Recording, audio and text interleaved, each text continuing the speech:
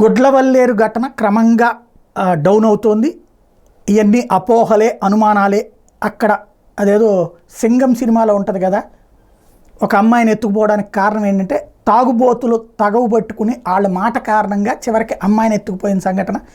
అమ్మాయిని రక్షించిన తర్వాత హీరో చెప్తాడనమాట, ఏంటిది కులం మీదన గొడవలు, కులాల మధ్య ఘర్షణ అంటే కాదు, ఇద్దరు తాగుబోతులు నోటి దోల అని.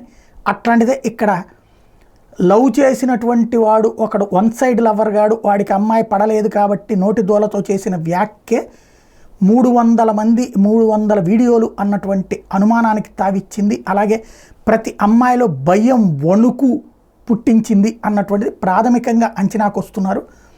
అవునా కాదా అన్నది ఇంకా ధృవీకరించలేదు. ప్రస్తుతానికైతే ఎట్లాంటిది అంటే ఎవరికి వాళ్ళు, ఆ అమ్మాయి దగ్గరికి వీడియో వెళ్ళిందంట, ఈ అబ్బాయి దగ్గరికి వీడియో వెళ్ళిందంట, వాళ్ళ దగ్గర వీడియో ఉందంట, వీళ్ళకి కొన్నారట, వాళ్ళు అమ్మారట అని చెప్తున్నారు తప్పించి ఎవరి దగ్గర కూడా ఆ వీడియో అన్నటువంటిది ఉంది అనేది ధృవీకరణ లేకపోవడంతో ఇది స్పెక్యులేషనే. అట్లాగే ఏ కెమెరా కనిపించకపోవడంతో, ముందు కెమెరా దొరికింది అన్నది కూడా వదంతులే, ఏ కెమెరా దొరకలేదు అన్నటువంటిది కూడా ఇప్పుడు ప్రస్తుతం చర్చ జరుగుతున్నది.